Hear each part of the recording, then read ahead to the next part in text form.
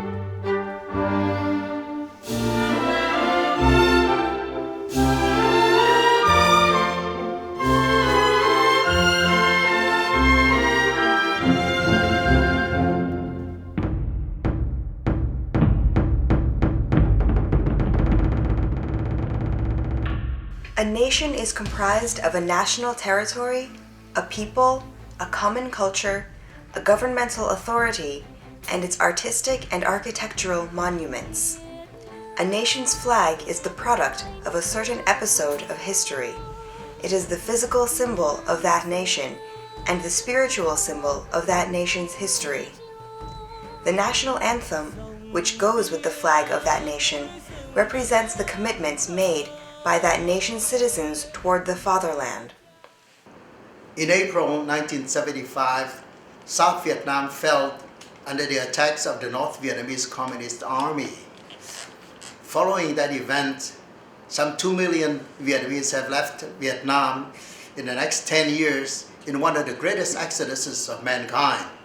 Yet it is paradoxical that the flag of South Vietnam, with its yellow background and 3 red stripes, is now being flown all over the world. This documentary explains why this flag came about following the Second World War and Vietnamese independence. This is a legacy that we would like to leave to Vietnamese born and raised outside of Vietnam. It is recognized as the heritage flag not only by the Vietnamese but also by many countries. It is called the Vietnamese heritage flag.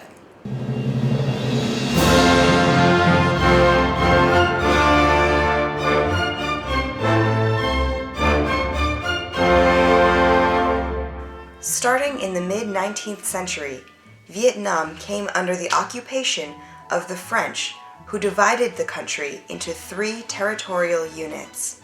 Cochin China in the south was made a colony, while Annam and Tonkin in central and north Vietnam, respectively, were French protectorates still nominally under Vietnamese Emperor Bao Dai. When the anti-French revolts broke out, the French adopted a dual-track policy, soothing the Vietnamese court but repressing the anti-French revolutionaries. Taking advantage of this policy, Emperor Bao Dai instituted a few reforms, including the proclamation of a flag called Lang Tin, or dragon flag. This flag was used in what was then Dai Nam, composed of Tonkin and Annam. Cochin China, being a colony, had to fly the French flag. It had a yellow background with a red stripe in the middle across the entire length of the flag. The colors of traditional Vietnamese flags were usually based on the yin-yang theory and the 5 basic elements that flow in the universe. The color red represented prosperity, and gold the color of royalty. This imperial flag was used only once on the occasion of the presentation of the new government under Mr. Trang Trong Kim in 1945. During World War II, as France was occupied by the Nazis, the French hold on Vietnam was not as secure as it had been before the war. Under those circumstances, the colonial French administration had to accept the Japanese condition of letting Japan use Vietnam as the jumping point toward further occupation in the South Seas. On March 9, 1945, the Japanese conducted a surprise coup overthrowing the French. Taking advantage of this turn of events, Emperor Bao Dai declared Vietnam's independence on March 11, 1945, and the Trang Trong Kim cabinet presented itself 1 month later, on April 17, 1945. The Trang Trong Kim cabinet subsequently chose the Lee trigram flag to represent Vietnam. It consisted of a yellow background with 3 red stripes running across it. However, of the 3 stripes, only the outer ones are continuous stripes, the center one being broken in the middle. This flag was not used in Cochin China, as the Japanese did not turn over this part of the country to the court of Hue. Japan surrendered on August 16, 1945. 3 days later, the Viet Minh stole power, forcing Emperor Bao Dai to abdicate on August 25th. Thus, the Lee trigram flag was barely known even to the people in Annam and Tonkin. With the end of the Pacific War, the French came back to reconquer Cochin China. They created a Cochin Chinese Republic on March 26, 1946. The official flag of this republic was a yellow flag with 5 stripes running through the middle, 3 blue stripes alternating with 2 white ones. This flag was only flown a very short time. In early 1948, a meeting held in Hong Kong and presided over by Emperor Bao Dai gathered many representatives from various political affiliations, churches, and well-known personalities coming from Vietnam. The emperor chose the flag designed by the painter Le Van Day as the national flag of Vietnam. This flag has a yellow background with 3 lengthwise red stripes, separated by 2 equally thick yellow stripes. It is said that the yellow represents the yellow race, while the 3 red stripes symbolize the unity of the Vietnamese people, the unification of all 3 regions of Vietnam, North, Central, South, after being kept apart during 80 years of French occupation. On June 2, 1948, this last flag was officially displayed by the Nguyen Van Xuân interim government as the national flag of the State of Vietnam. In 1951, the State of Vietnam delegation, led by Premier Truong Văn Hữu, participated in the Peace Conference of San Francisco. On this occasion, the Vietnamese national flag proudly flew next to those of many other nation members of the United Nations.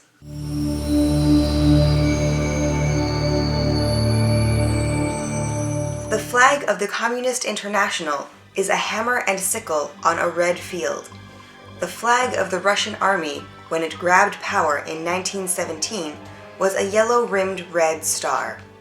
Lenin combined the flag of the Communist Party with that of the Russian army to make the flag of the Soviet Union, which consisted of a hammer and sickle symbol topped by a yellow-rimmed star against a red background. The Communist International ruled that when they swear allegiance to the Comintern, all the communist parties in the world have to accept the Soviet Union as their number 1 fatherland. They also have to follow to the letter the orders of the Comintern. As a member of the Comintern, the Communist Party of Vietnam copied the Soviet flag when they chose a red background with a yellow star in the middle to be the national flag of Vietnam. The red field represents the Communist Party, and the yellow star the Communist Army, hinting that the survival of the Communist Party is dependent on the strength of the army. According to the yin-yang principle ruling the 5 elements, yellow is the color of earth, and red the color of fire. As fire begets earth, these 2 colors go well together. Yellow also represents a territory and authority, as it is the color reserved for kings.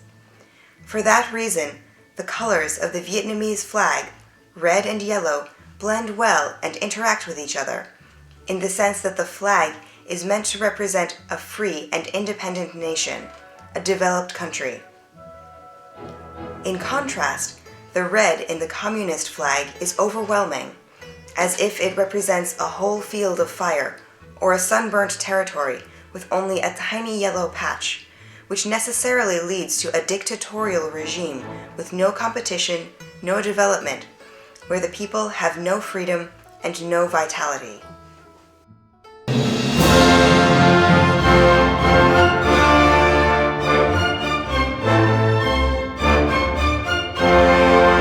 In June 1945, the Truong Truong Kim government christened the country the Empire of Vietnam and chose the tune Dang Dang Cung, Stepping on the Esplanade, as the national anthem and the Lee Trigram as the national flag. The Dang Dang Cung was a court processional march used since the time of Emperor Ya Long in the early 19th century.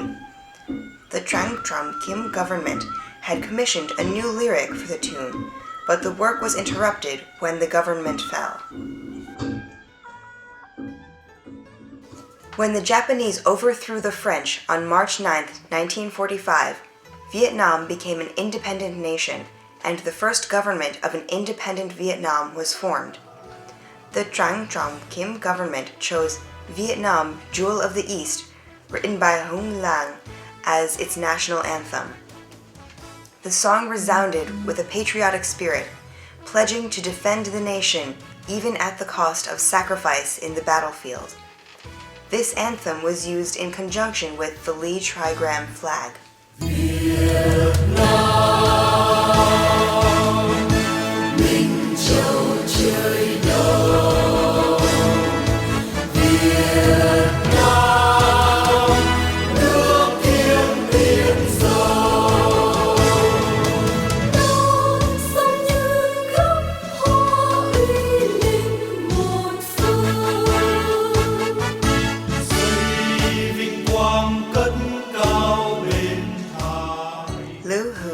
Was a student at the Petrusky High School in Saigon. In 1942, he was a student at Hanoi University. Among the 800 students enrolled in Hanoi University at the time, about 400 were Vietnamese. As the time was propitious, all the patriotic students participated in one party or another, struggling for national independence, but they had to work clandestinely in small cells. On the evening of March 15, 1945, the Indo-Chinese Student General Association organized a musical evening in the Grand Amphitheater of Hanoi University to collect money for helping poor patients being treated in the hospitals. On this occasion, the Student General Association had decided to pick a patriotic song to serve as their theme. Liu Hu Phuc, who was then attending the university, showed to Nguyen Tong Huang, the student entrusted with picking a fitting tune, some of his songs. In the end, his student march song was picked because this song was considered to be rousing and can be expected to inspire the students more than other songs. A 5-person committee was then formed and given the task of writing the lyrics to go with the song, in time for the performance day. Thereafter, this song became the official song of the Indo-Chinese Student Association. On the morning of March 15, 1942, 2 Saigon female students, barely 20, stood in the middle of the Hanoi University Amphitheater and raised their voices to sing the Student March Song, or Call to Youth song. One of these 2 students is named Phan Thi Binh, who is now 90 years old. She eventually married Dr. Nguyen Tong Huang. The war between the Viet Minh and the French broke out soon after their wedding. The couple went into the Maquis to join the fight against the French. But after they discovered the true colors of the communist Viet Minh, they left the latter's ranks. Hôm nay tôi đã 90 tuổi. I am already 90, but I will forever remember that wonderful day. That was the day when the song Call to Youth, which later became our national anthem, was sung for the first time in the auditorium of Hanoi University. I had the honor of singing it for the first time together with other students.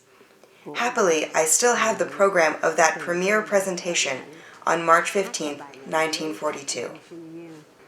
3 months later, we had a chance to present it again at a big concert at the Municipal Theater of Hanoi in the presence of high-ranking officials of the French administration at the time. The program was in the hands of the French Marine Band. When the Call to Youth March was played, the whole audience automatically sprang up, which gave us goosebumps. The participants on that day, I am sure, must remember it for the rest of their lives. When asked about the composer Liu Hu Phuc and that historic morning, Mrs. Phan Thi Binh said the following: I can assert that the students then were all nationalists. It's only later that the term Viet Minh, Revolutionary Alliance, misled some into following the communists. But all Vietnamese compatriots know that once you follow the communists, there is no way back. In 1948, in a meeting between Emperor Bao Dai and a number of dignitaries and representatives of political parties and religious leaders, Mr. Nguyen Tam Huang, suggested that the Student March be used as the national anthem. The conference participants agreed after the word students in the original was changed to citizens, and the song's title subsequently was changed to the Citizens' March, or Call to the Nation. On June 2, 1948, the Nguyen Van Xuân interim government agreed to make this song the official national anthem of Vietnam. In 1956, the Constitutional Assembly adopted a resolution retaining the Citizens' March, or Call to the Nation, as the national anthem of Vietnam after a few changes to the lyrics that we are now familiar with. This is the song that South Vietnamese people have been using to this day. Once they managed to rob the power of the people, the Communist League for Vietnamese Independence, otherwise known as the Viet Minh, used the Forward Soldiers song composed by Van Cao as their anthem. This was the song used by the Viet Minh Army when it was formed. After they came into power over the northern half of the nation, they also used it as their national anthem and continue to do so today. There are actually two sets of lyrics to this song. However, when they sing it as their national anthem, they only sing the first set of lyrics. The March of Youth, which eventually became the Citizens' March, expressed the obligations of Vietnamese citizens, especially of patriotic youths and students in South Vietnam at the time, who were inspired to fight the French Expeditionary Corps with nothing more than sharpened sticks. The song merely encouraged the people to sacrifice themselves for the land with such lyrics as, "Let's wash our national grudge with our very red blood." In contrast, the Forward Soldiers song contains such lyrics as, "Our flag, drenched in the blood of our victories, carries the soul of the nation," and "The road to glory is built of enemy corpses." Such imagery clearly fosters the spirit of savage revenge, a characteristic of Vietnamese communism which favors violence and bloody solutions, so that the system can survive only on the blood and bones of their own soldiers and those of their opponents, a path totally contrary to the traditions of tolerance of the Vietnamese people.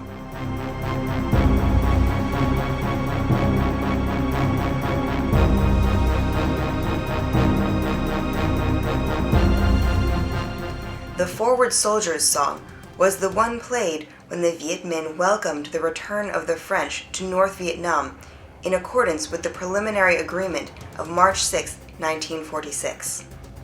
The same song was used when, acting in coordination with the French in the so-called Joint Control Commission, the Viet Minh attacked the strongholds of the Dai Viet, the Vietnam Nationalist Party, and the Vietnam Revolutionary Alliance.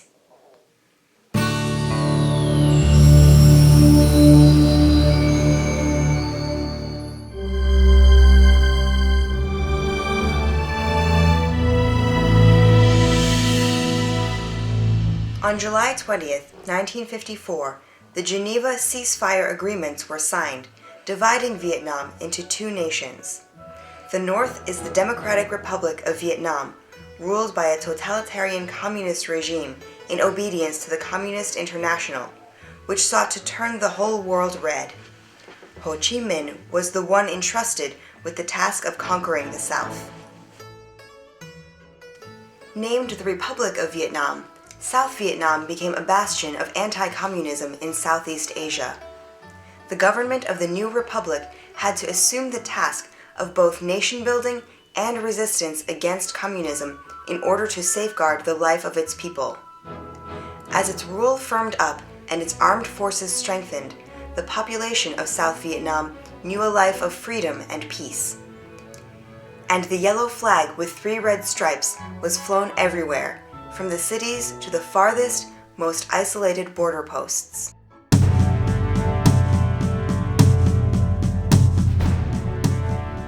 With abundant support from international communism and, sad to say, also from the anti-war movement in the West, the communists ignored the Paris Peace Agreement that they had signed in January 1973 and launched a massive attack below the 17th parallel, which ended in the defeat of the Republic.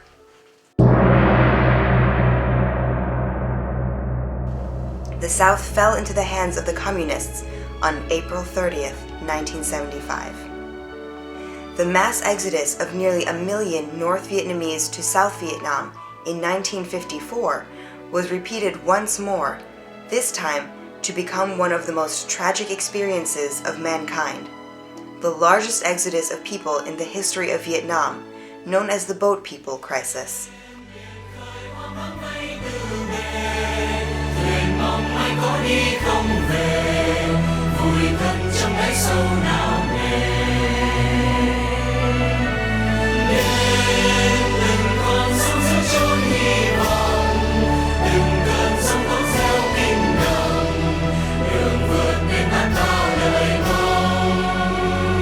It took the whole world more than a decade to resolve this crisis, taking in over 2 million refugees from Vietnam, not counting 500,000 lost at sea or in the jungle. During those dark days, it was impossible to think that the flag of the Republic of Vietnam would be flying anywhere in the world.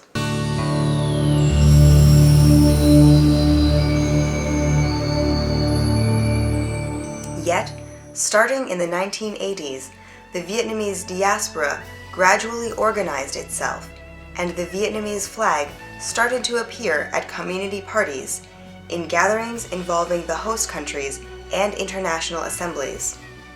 Soon, the flying of that flag became official with increasing recognitions by many jurisdictions and even states as the heritage flag of Vietnamese Americans. These recognitions became so numerous that a former ARVN colonel named Pham Ba Hoa has devoted his time for the last many years to record all these recognitions in terms of legal documents and visual evidence all around the world. About the campaign to restore the flag of the Republic of Vietnam, Colonel Hoa has this to say. Cho đến ngày 16 tháng 6 năm 2012 này. Until June 16, 2012, there have been 16 states, 8 jurisdictions, and 103 cities have recognized our flag. The most recent city to do so is Louisville, Kentucky.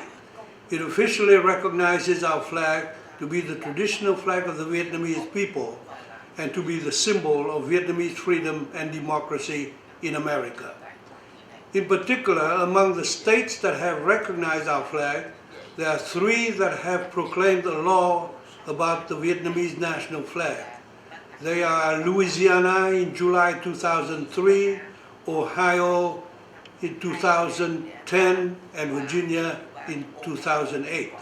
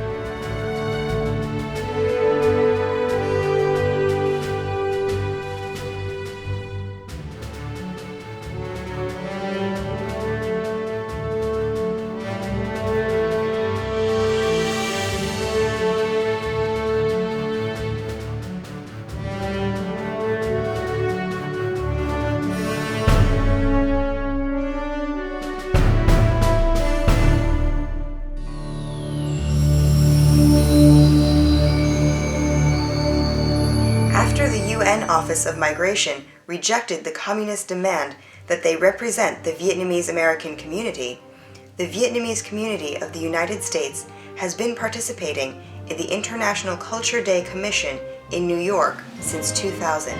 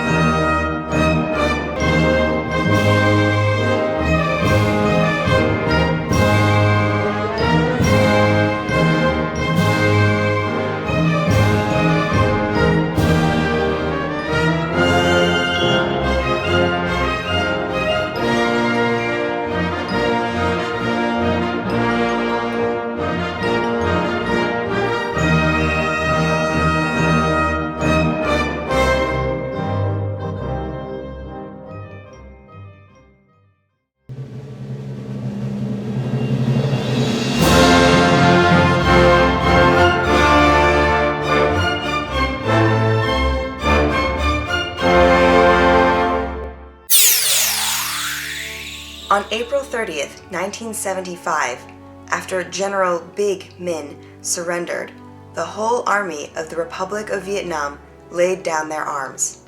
There was, however, one military establishment whose fighters refused to capitulate. This was the military cadet school in Vũng Tàu. Ta là đoàn hiếu sinh quân Việt Nam, mai này đều bước theo gương đàn anh. This oldest military academy in modern Vietnam had been the breeding ground of some of the most brilliant generals of the Army of the Republic of Vietnam. It was also a training academy for many so-called wards of the nation, the sons of fallen soldiers. Because it had become impossible at this late stage to move the students elsewhere, and because they had been abandoned by the cadre of officials in charge, the older cadets took over command. They ordered a break into the school armory while distributing guns and ammunition to the young students, preparing them for a final battle. More than a battalion of regular North Vietnamese army soldiers were surrounding the school. Concentrating their fire, the enemy thought they could find a breach to come in and take over the school. However, with full knowledge of the school layout and advantageous posts manned by tough fighters, the cadets prevented the Northerners from making any progress. The battle, fought by adolescents averaging 15 and 16 years of age, was carried out courageously as if fought by seasoned soldiers. An unrecorded engagement in the military history of the country, it nonetheless became a legend honoring the orphans of war who fought tenaciously under the flag of the fatherland.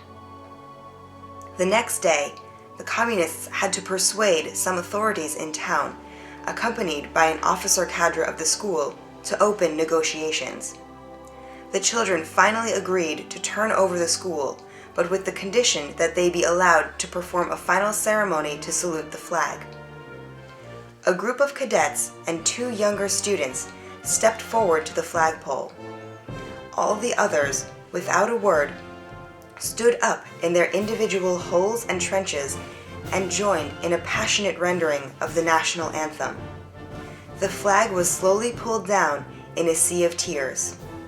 That was the last salute to the flag ceremony in the Republic of Vietnam.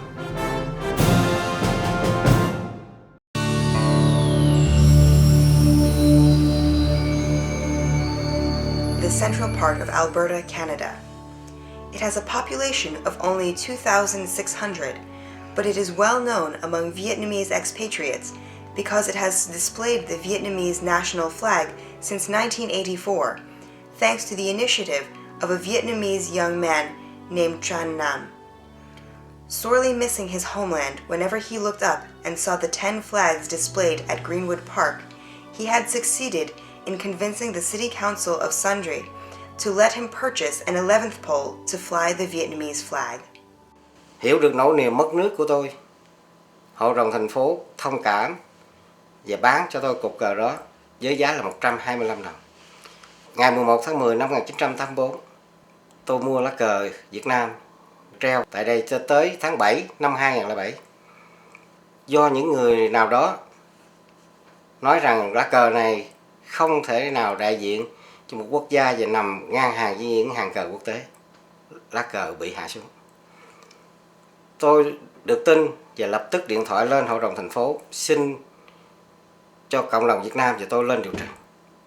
Được sự chấp thuận, cộng đồng Việt Nam và tôi lên điều trần trong 3 lần.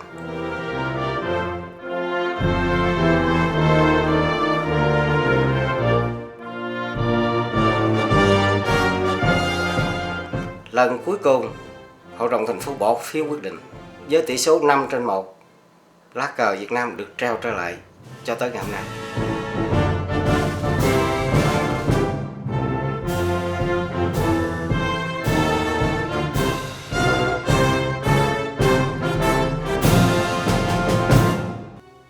Besides the Vietnamese community and Tran Nam's efforts to fly the Vietnamese flag, there is also the image of the mayor of Sundre, Roy Cummings, who had greatly contributed to that final outcome by responding outright to the objections raised by the Vietnamese Communist Embassy in Ottawa. This is his story. Worldwide, I was getting emails, phone calls, radio interviews from all across the world to put that flag back up. And once I learned a bit more about the history and what the meaning of that flag was, it was the right thing to do. The only negative, the Ottawa, the representatives from Vietnam, the communist representative of Vietnam, sent me a letter. I cannot quote it because I don't have it in front of me, but in essence it said that it would greatly strain the relations between Canada and communist Vietnam if that flag were to fly. I felt that there's nobody that should be able to tell me in my community that I can or cannot fly that flag. So we put the flag back up, and to this day it's become a passion with me to not only spread the word, but also, as long as I live in the town of Sundre, I will fight to have that flag stay in its place for eternity.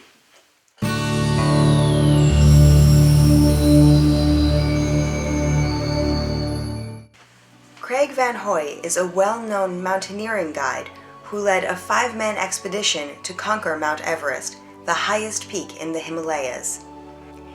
Before leaving the U.S. on that trip, he accepted a proposal by his friend, the architect Nguyen Lương Vinh, to take along a Vietnamese flag.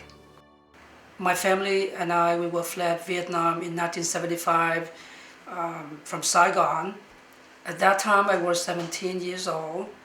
I wonder why so many Vietnamese carried the Vietnamese flag to the United States. Later, I learned from my father, my brother, and the main source, of course, from the library. I found out so many Vietnamese, so many South Vietnamese soldiers were stand up, fight for the freedoms, and die for that. When I worked in Portland, Oregon, I met Craig Van Hoy, who's later become my friend. At that time, I has learned he's a professional mountain climber. I asked him by bring the Vietnamese yellow flag with the 3 stripes. He happily accepted. Yeah, while I was on Mount Everest,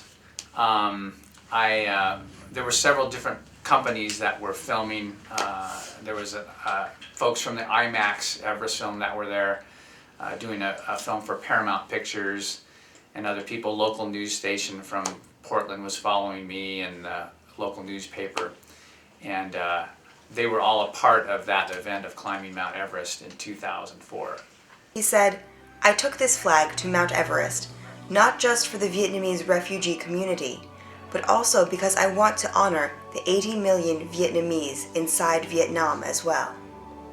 The expedition planted the Vietnamese flag on top of Mount Everest on May 17, 2004, a message of freedom representing the aspirations of the Vietnamese people.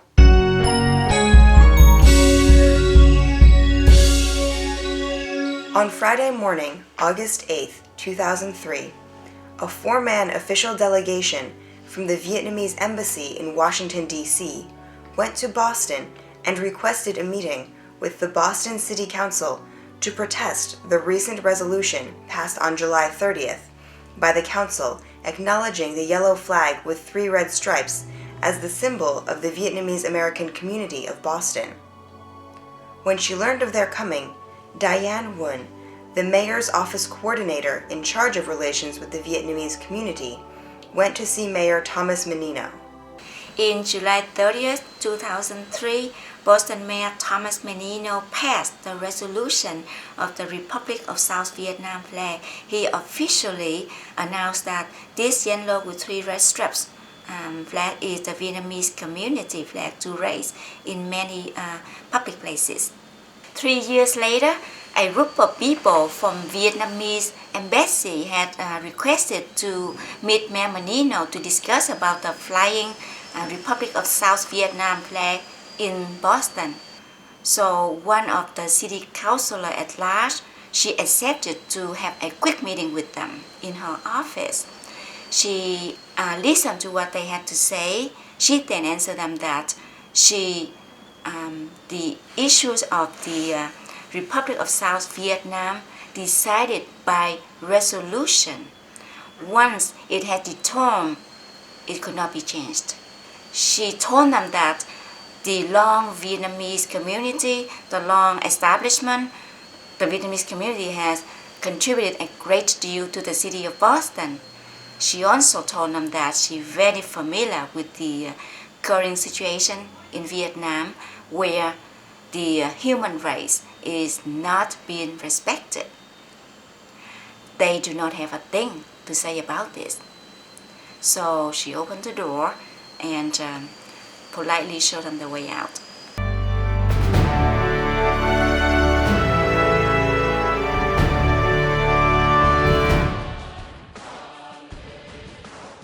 The 23rd International Youth Day was celebrated in Sydney, Australia, from July 15th to 20th, 2008. Among the Christian youths attending, there were about 100,000 Australians, plus 125,000 coming from all over the world, including some 15,000 Vietnamese Americans and 600 from Vietnam. On July 17, 2008, on the cruise ship in the Sydney Harbour, a Vietnamese young man named Pham Vu An Dũng had a chance to share with Pope his family's story in the Vietnamese community of Australia. On the occasion, he offered a shawl in the colors of the Vietnamese flag. The Pope blessed him and put the shawl on. The Sydney Morning Herald of July 21, 2008 related the story in an article entitled "A Flag for Freedom," which in part says, "The war may have been over, but to many in the Vietnamese community in Sydney, it hasn't." The national flag of South Vietnam was the most visible symbol in the whole forest of national flags and religious banners in the ceremony led by the Pope, even though that is a flag without a country, a flag that is forbidden in its original land. That is the national flag of Free Vietnam.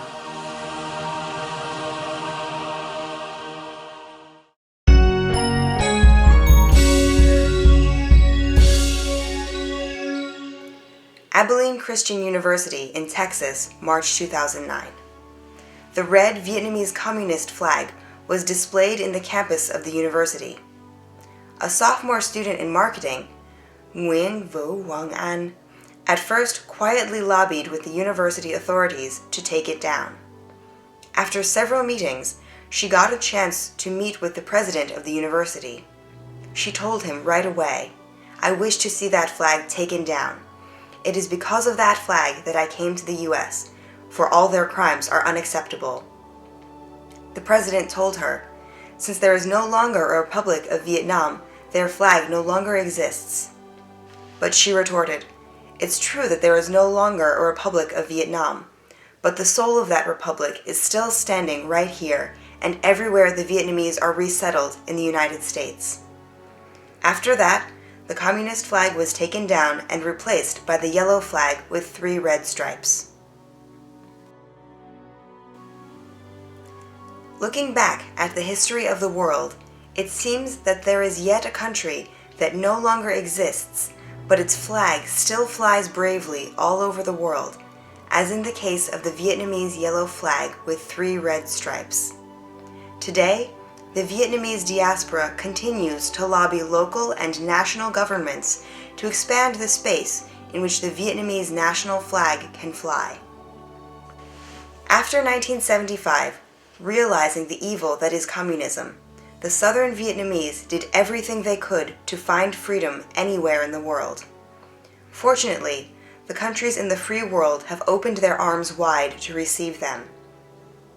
The following people have expressed their determination to support the Vietnamese community in their search to have resolutions passed in various countries so that the yellow flag with 3 stripes is recognized as the heritage flag of the overseas Vietnamese and as a symbol of freedom, not just for Vietnamese, but for all freedom-loving people in the world.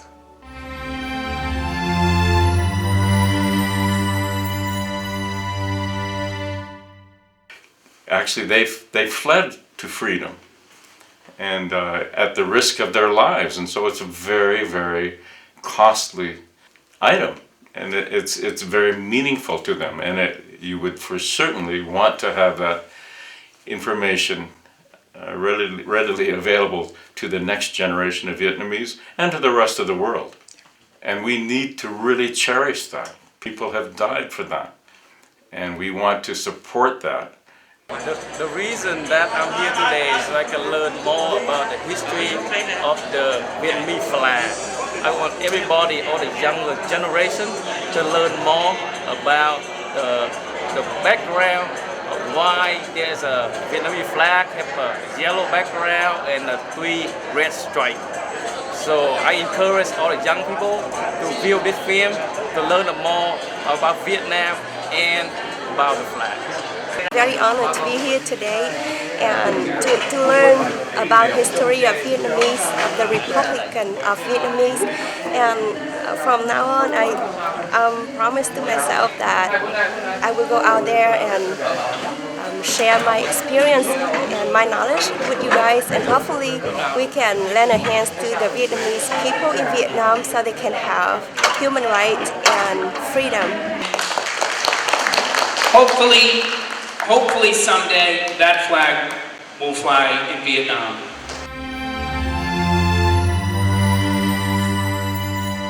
"70 years after Phan Thị Binh raised her voice for the first time to sing the Students' March, the song that later became the national anthem of Vietnam, the same song is once again heard, but played by a famous orchestra of a country not so long ago liberated from Soviet communist rule.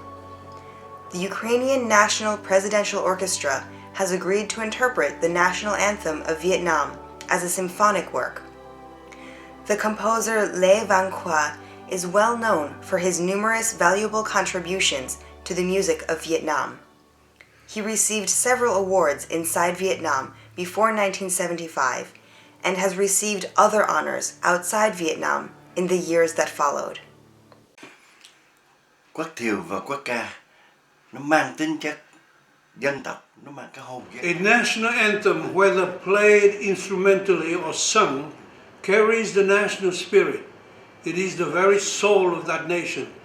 That is why we carry it with us no matter where we go in the world. I have prepared the harmonization and instrumental partitions for different orchestras, but I have to admit that this time around it is the best performance of our national anthem. Not only because it is played by a famous orchestra, the Ukrainian Presidential Orchestra, which is composed of outstanding performers. It is also because they are people who have known communism and its oppression, and now that they have got rid of that yoke, they love the newfound liberty, and that is reflected in their execution. Bay bổng ở trong cái tiếng nhạc của họ trỗi ra.